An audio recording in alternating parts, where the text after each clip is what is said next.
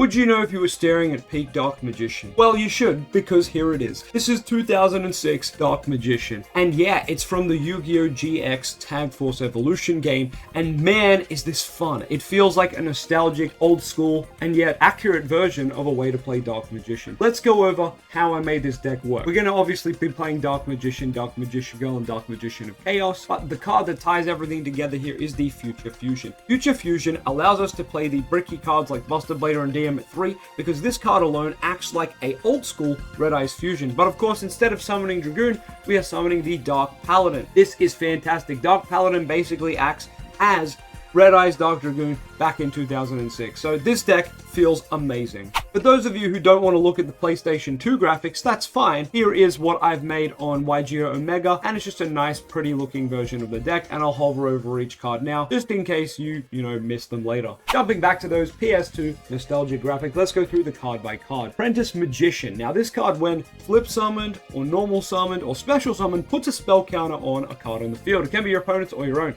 We are playing Skilled Dark Magician and Skilled White Magician, which both have spell counters, and when they get to 3, you contribute them and summon out either Buster Blader if it's the white, or Dark Magician if it's the dark.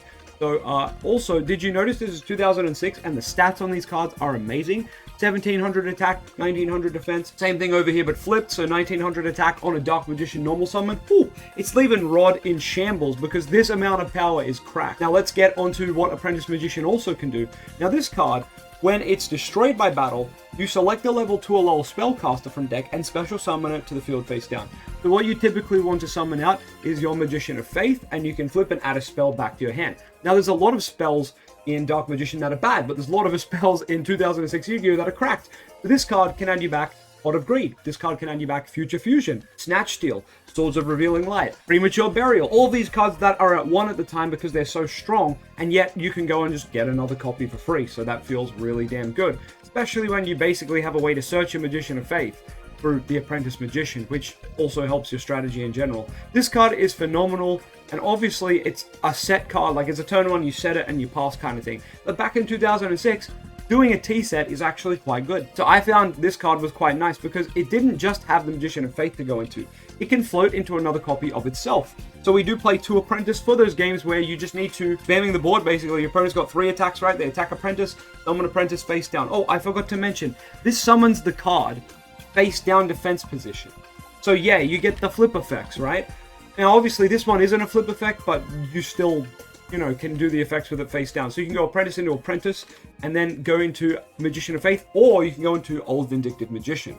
This is flip, destroy a monster with opponent's side of the field. Literally Man-Eater Bug, stats and everything, just Spellcaster and Dark. So just on theme for Dark Magician. Honestly, I love that this is just a little engine for your turn 1 play. So activate Future Fusion, set your Apprentice Magician, you're good to go. It's basically Red Eyes Fusion and set Alistair from my old Red Eyes Dark Dragoon Turbo deck. I love that. We get to one of the best normal summons in the game, and that's Breaker the Magical Warrior.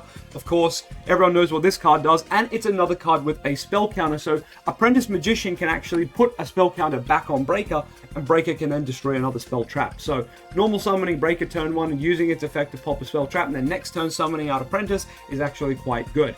But yeah, everyone knows how good Breaker is. I don't think I have to talk about it too much. We do have some bricks in the deck, however. We want to keep these cards in the deck for our Future Fusion to resolve, but sometimes you will summon them off Skilled White Magician or Skilled Dark Magician. So let's just get to those bricks right now.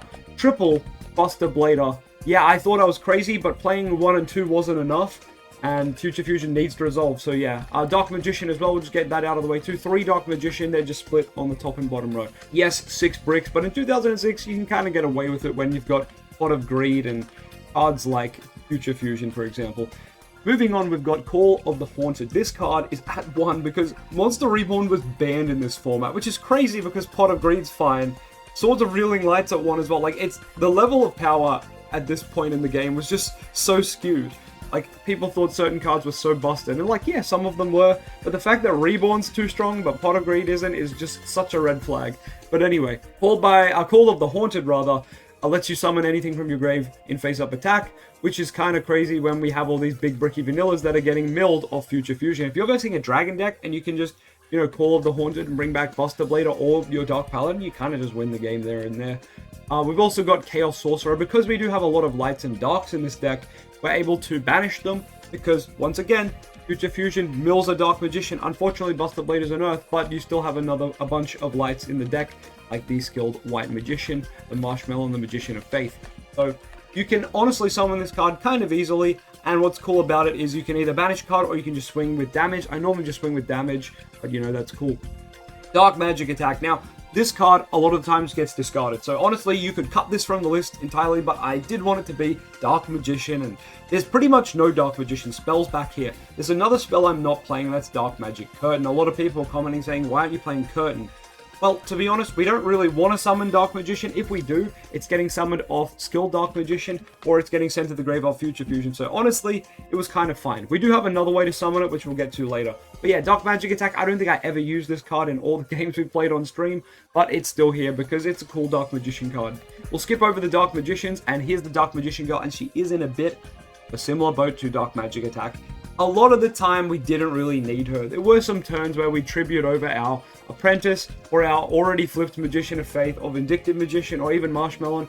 So yeah, there's some times where, you know, the tribute summon's good because you just kind of have a body sitting there doing nothing with low stats. And you're like, alright, we'll turn it into DMG. It's at least got 2000 attack or more if DM's in the grave from Future Fusion. So she has some merit, but let's be real, we're playing it because we're trying to play DM here. You could cut this card for something else if you'd like to. Dark Magician of Chaos, another card that when summoned, just adds you a spell back from grave. So able to get your Mystical Space, your Pot of Greed, your Snatch Steal, just insane value adding a spell back from grave in this format, right? The spells were just out of control. But you can summon this without tributing by doing it another way, which we're getting to at the end of this row. The Future Fusion, we've been over. Giant Trune, just a sensational card. Spells and traps back to the hand. Able to bounce your own stuff as well, which can be good if you need it, you know, back in your hand. So Swords of Revealing Light, for example. We've also got Lightning Vortex. Just discard a card and destroy all face-up monsters on your opponent's side of the field. Pretty much Regeki and Darkhold because they were banned, but I think in like the second session of the game, they're not banned. It's very confusing. The ban list changes in the game. It's annoying. Here is Magical Dimension, though. Now, this card, you have to have a Spellcaster on the field to use it, but then you tribute a monster. Doesn't have to be the Spellcaster. And you can summon a Spellcaster from hand and then destroy a monster on the field. So what I found was this was a good way to get out your Magician of Dark Magician of Chaos, but you could also use it to just summon like Dark Magician if you were bricked up on him, even DMG. Sometimes I even used it to just go into Skilled Dark Magician when I had like a random, you know, old Vindictive Magician flipped or Magician of Faith or Apprentice on the field, and you would just go into the battle phase, swing for a bit of damage, or not because they had a too big a monster, and you just go Magical Dimension, summon this, pop something. And sometimes that was just nice, you know, that little bit of battle phase interaction too. The quick playness of this card is really good in the battle phase. And I thought it would help unbrick some of those little brickier hands. But it still does need another Spellcaster. But I found it in 2006, you can get away with stuff like this. You could up this count, but I like that our spells are kind of a toolbox of one-ofs. It's very fun and nostalgic. And the ban list kind of makes you do that anyway, because they put everything at one. But yeah, we've spoken about Magician of Faith. We know how good it is. Get a spell. Marshmallow, what a king. You just set it, your opponent takes 1,000. It's really funny, and it's just free tribute fodder from there, or Magical Dimension fodder as mentioned. And pretty much we're just kind of trying to stall until we can get to Future Fusion, or so Future Fusion starts resolving. Mystical Space Typhoon, because it's at 1. Spell trap removal is so important. When people are just playing Magic Cylinder and stuff, that's the card we need. I forgot to get a Magic Cylinder, so that would be something you would definitely add to the list. But anyway, Pot of Greed. We don't know what to do, but we gotta play it. Premature Burial. 800 life points, Monster Reborn. Any card that's Monster Reborn on a budget is just played, basically. Sakuretsu Armor, because Mirror Force is banned in this format, so this is like budget Mirror Force. But once again, another option is the Magic Cylinder, which is kind of more on theme with Dark Magician as well. One Sang Gang, because we are part of the Sang Gang, and you know, who doesn't like Sang? This is pre-errata Sang, of course, so this is really good because you can tribute it and get the effect and do all kinds of crazy stuff to get the surge, so we love that. Skilled Dark Magician, which we've gone over, and Skilled White Magician, just 6 insane normal summons because of their stats being so big, and pretty much, you know, these will punch over a lot of your opponent's normal summons, or you'll generate counters on them, because it generates from your opponent's spells too, so if they don't out these cards, you kind of just get a free Buster Blade or a DM sometimes, which is pretty funny. Now, these can summon from hand, deck, grave. That's good, because some games you've actually milled like 2 or 3 of your Buster Blader and DMs off Future Fusion or like other stuff you've done. So the fact that these can summon from grave is real nice. Snatch Steal. The Change of Heart is banned, but Snatch Steal's not. It's another one of those, you know, it's a budget version of a banned card, so we play it, and it's a 1, of course. Soul Exchange. This was kind of like Magical Dimension, another way to try to mitigate all the high-cost monsters we're playing. I don't think I really use this card that much. I think I used it once or twice, and it gets discarded a lot of the time for the various discard effects we have. Swords. Swords is really good in this format, because people like use their 1 MST on it, and then you're like, Magician of Faith, get it back. Also, Giant Trunade, put swords back in your hand, so it's pretty funny that even at 1, swords is pretty good, and it's just wild to play a Yu-Gi-Oh format where swords is considered that good that it's a 1-of. I don't know, there's something nostalgic about that. Double Upstart because it's a 2, and we really just try to draw Future Fusion turn 1, and then the Wabaku, which is, well, we all know what it does, but I probably should have Magic Cylinder in here instead to be more Yu-Gi approved. But anyway, let me know what you think of the DM 2006 list, and let's get into some gameplay from the stream. This duel is against Crowler, who plays Ancient Gears, which were a pretty good deck, I think, back here. Maybe not so much as they are now, but still, Crowler is a cool guy with a cracked deck, and man, we just like to combo on him with Future Fusion. So let's watch that, shall we? Hit him with the triple Future Fusion turn 1 though. Oh, the double! Holy moly! I guess we can. Can we actually do both? Because that's so sick. We can. Oh my, we can. Goated opening hand. And then we get the set off this as well. Alrighty. As long as he doesn't, like, Giant Trunade. Okay. Okay, one more turn. Oh, we are so cooking. Oh, this is crazy. So we go Breaker, remove to destroy a spell trap. Then we flip this, and we put the counter back on Breaker. We go Breaker effect, remove a counter. Pop the spell trap. Oh my god. Crowler, you are getting cooked, my guy. Oh, this thing's got so much defense. Alright, well, we'll just do this. Swords. If we get back row removal, we lose. Giant Trunade is just a game end here. Okay, we win. We got Double Dragoon in 2006. Oh my god, guys. Let's go! This is so crazy. Alright, let's Tribute Summon DMG. Gonna have big attack too, because there's 2 DM in the grave. Go to the battle phase. DMG hit into this. No! Does that kill her? No, it kills one of my guys. My Dark Paladins. Alright, Dark Paladin swinging here just in case it's big. Yep, okay, cool. Well, I'm glad we have 2 Dark Paladins. So we lost one already. Double Dragoon, baby. We're crazy with it. And destroy my monster on the field. Is it quick play? Nah, we just do it now. Off a Breaker. Summon DM. Destroy the set card. Alright, we kill him. Dark Magician for game, obviously. We've got to get the animation. Crowler, you're washed up, son. Let's go! We hit him with the Double Dragoon.